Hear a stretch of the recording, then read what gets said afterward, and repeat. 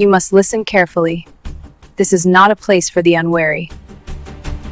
The cabin on the edge of Blackstone Canyon had been empty for 3 years before Sarah arrived, and she intended to keep it that way. No visitors, no neighbors, no human contact whatsoever. She had come to this isolated corner of Colorado specifically to disappear, to remove herself from a world that had already made clear how little it valued her, and to build a life where she would answer to no one, need no one, and could finally exist without the constant threat of male violence. Sarah was 32 years old, and she had been assaulted, exploited, and abandoned by enough men that she had stopped believing in the possibility of safety around them. Her first husband had beaten her. Her second had forced her into sexual servitude. Her last employer had attempted to rape her when she refused his advances. The legal system had offered her no protection. Society had blamed her for inspiring these men's violent impulses. So Sarah had done the only thing she could think of. She had taken her small inheritance, bought a remote cabin, and disappeared. She lived alone in the wilderness, maintaining a small garden, hunting and trapping for food, and avoiding any contact with civilization. She had weapons, guns and knives that she kept within arm's reach at all times. She had locks on her doors and windows. She had learned to move silently, to read the land, to survive entirely on her own terms. The isolation was painful, but it was safer than the alternative. That's when James Colter arrived. James was a cattle rancher in his mid-40s who had purchased land bordering Sarah's cabin without realizing the canyon's only existing residence was occupied. When he discovered that a woman was living alone in the wilderness, his instinct was to introduce himself as a neighbor and offer assistance if needed. He was not prepared for her response. When James rode up to the cabin, Sarah emerged from the door with a rifle pointed at his chest, her expression a combination of terror and murderous intent. "Get off my land," she said, her voice steady and cold, "and don't ever come back." James, who had been raised to be respectful of others' boundaries, immediately backed away. But something in her stance, the way her hands trembled despite her steady voice, the way her eyes darted as if assessing escape routes, told him that her threat came from fear rather than natural cruelty. "I'm your neighbor," James said carefully, keeping his hands visible. "I just wanted to introduce myself. I meant no harm." "I don't care what you meant," Sarah replied. "I don't want neighbors. I don't want contact. I don't want you here. Leave and don't come back." James left, respecting her wishes, but he couldn't stop thinking about her. Over the following weeks, he tried to comply with her demand. He avoided the canyon. He didn't approach her cabin. He stayed away. But the knowledge that a woman was living alone in the wilderness, possibly in danger or in need of assistance, gnawed at him in a way he couldn't ignore. Against his better judgment, he came back. This time, he didn't approach the cabin directly. Instead, he left supplies at the edge of her property: food, ammunition, medicine, and other items he thought she might need. He left no note, made no attempt at contact, simply left the supplies and departed. The next day, the supplies were gone. James wasn't sure if she had taken them or simply discarded them to signal her anger at his continued presence. But he did it again and again. Every few weeks, he would leave supplies at the boundary of her property. For months, there was no acknowledgement, no thank you note, no indication that she was anything but furious at his intrusions on her solitude. Then one day, he found supplies waiting for him at the same location: ammunition for a rifle he used, salt, and other items that were harder to obtain in the remote area. It was the first sign that she was aware of him as a person rather than simply a threat. James understood what this meant. She was acknowledging his existence, accepting his help, and offering reciprocation. It was the smallest gesture of connection, but it meant everything. He continued leaving supplies. She continued accepting them, and occasionally leaving items of her own. For 6 months, they communicated only through the silent language of exchanged goods. Then one day, James decided to take a risk. Instead of leaving supplies at a boundary, he left a letter, carefully written, with meticulous attention to showing respect and understanding her trauma. "My name is James Colter," he wrote. "I own the adjacent property. I've noticed you living here alone, and I wanted to offer assistance, but I've respected your clearly stated boundary of no contact. I understand that you've experienced trauma that makes male presence feel dangerous. I'm not here to force anything from you or violate your space, but I want you to know that if you ever need help with anything for any reason, I'm nearby. No judgment, no expectation, just one human being offering assistance to another. If you want to continue this silent exchange of supplies, I'm grateful for it. If you want to stop entirely, I will respect that choice. You're in control. Always. He left the letter with the next batch of supplies and then rode away, uncertain if his attempted connection would be welcomed or rejected. 3 weeks passed with no response. James wondered if he had overstepped, if his letter had violated her trust, and ended even the silent communication they had developed.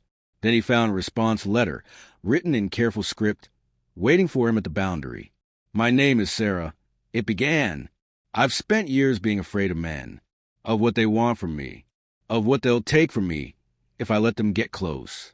I've built this life alone specifically to escape that fear. Your silence, your willingness to help without demanding anything in return, has confused me. But I've realized that confusion is better than the certainty I felt before, which was simply constant terror. I'm not ready for contact. I may never be ready. But I wanted you to know that your presence here at a distance has been less threatening than I expected. Thank you for respecting my boundary while still offering help. James read the letter 3 times, understanding the profound gift it was, a small opening, a crack in the wall she had built around herself. He wrote back, a letter acknowledging her courage and reiterating his commitment to respecting her boundaries. And slowly, over months and then years, their communication deepened through written letters left at the boundary. Sarah told him about her past, the men who had hurt her, the systems that had failed her, the reason she needed isolation. James told her about his own loneliness, his own reasons for valuing solitude, his own understanding of what it meant to carry trauma. And gradually, Sarah's fear began to transform into something else. Not love at first, but curiosity, respect, the tentative belief that perhaps not all men were dangerous, that perhaps one man, at least, could be trusted. 2 years after their first encounter, Sarah left a letter that changed everything. I'm ready, it said simply, not to change my life, not to abandon my cabin or my solitude, but to let you come closer, to see your face when we talk instead of just reading your words, to begin the process of learning what it means to trust. I'm terrified, but I think I'm more terrified of never knowing what could happen if I took this risk. James approached the cabin slowly, moving with deliberate care to show that he posed no threat. When Sarah opened the door, James saw a woman of quiet strength, weathered by years in the wilderness, but with eyes that held intelligence and deep courage. Hello, he said simply. I'm James. Hello, Sarah replied, her voice trembling slightly. I'm Sarah, and I'm going to try to not be afraid of you. That's all I could ever ask, James said. What developed over following months was not a typical romance. Sarah was not ready for physical intimacy, and James respected that absolutely. Instead, they developed a partnership based on understanding, respect, and a slow reconstruction of Sarah's belief that not all human connection was dangerous. James began visiting the cabin, at first only for brief conversations, then staying for meals, eventually helping with repairs and maintenance that Sarah had been managing alone for years. He never pushed beyond what she was comfortable with. He never assumed anything. He simply showed up, was present, and proved through consistent actions that he could be trusted. Years passed. Sarah slowly opened up. She shared more of her story. She began to allow him closer. First a hand held, then an embrace. Eventually, after 5 years of knowing each other, a first kiss. When James finally asked Sarah to marry him, he did so with complete understanding that she might say no, and that he would accept her decision without complaint or heartbreak. I can't promise I won't have bad days, Sarah said when he asked. Days when I'm afraid, when I need space, when male presence feels threatening even though I know you're not the threat. I know, James said, and I'm prepared for that. I'm asking you to build a life with me, not a perfect life, but a real one, where you're safe, where you're in control, where your trauma is respected and accommodated, not minimize. Sarah said yes. Their wedding was small, held in the cabin that had been her sanctuary. And as Sarah spoke her vows, she understood something profound. Healing wasn't about erasing the past or pretending trauma hadn't happened. Healing was about finding someone who understood that past, respected it, and was willing to move forward with you despite it. Over the following years, Sarah and James built a life that honored her need for autonomy while creating genuine partnership. They lived partially at her cabin, partially at his ranch, giving Sarah control over how much time she spent in isolation versus in community. Sarah became an advocate for women who had experienced assault and abandonment. She testified about her experiences. She worked to change laws that protected abusers while blaming victims. She became a voice for those society wanted to silence. And James stood beside her, supporting her advocacy while respecting her continued need for boundaries and control over her own life and body. Years later, when people asked Sarah about the moment she had decided to trust James, about the moment she had stopped being afraid, she spoke with the kind of clarity that comes from genuine healing. "I was wrong," Sarah would say, "to believe that all men were dangerous. But I was also right to protect myself. The assault I experienced was real. The abandonment was real. My fear was justified. What changed wasn't that I forgot what had happened to me. What changed was that I met a man who understood that my trauma was valid, who never asked me to minimize it or get over it quickly, and who proved through years of consistent behavior that he could be trusted with my vulnerability." She would pause, emotion visible on her face. "Trust isn't something that happens overnight," she would continue. "It's built through small moments of consistency. It's built through a man respecting your boundaries so completely that you gradually begin to believe they're real. It's built through the quiet knowledge that your no will always be respected, so your yes becomes genuinely meaningful. The cowboy couldn't stay away because he understood something I had forgotten. That connection, real connection, is worth fighting for.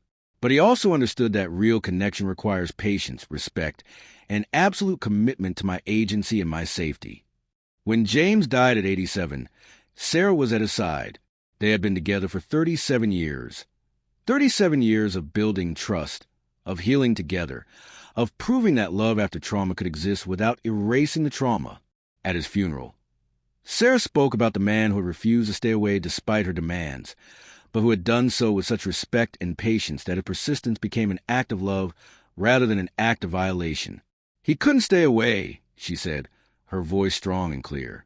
"Not because he was selfish or demanding, but because he understood that I was worth the effort, that my healing was worth his patience, that my trust once earned would be the greatest gift he could receive. He proved that through his actions every single day for 37 years. And through his love, he taught me that fear doesn't have to be the final word on our capacity for connection." Sarah lived for another 5 years after James's death. She continued her advocacy work, continued to tell her story, continued to help other women understand that healing from trauma was possible, that trust could be rebuilt, and that love could coexist with the permanent marks trauma leaves on us. On her grave, simple words were inscribed. Sarah Colter. She warned him to stay away. He couldn't, and through his refusal to abandon her, he showed her that love isn't about forcing closeness. It's about patient, consistent respect for someone's journey toward trust. And in Colorado, the Colter Foundation, established to help women healing from trauma and abuse, continued a legacy of two people who understood that sometimes the greatest act of love is refusing to abandon someone, while simultaneously honoring their need to control the pace of connection and healing.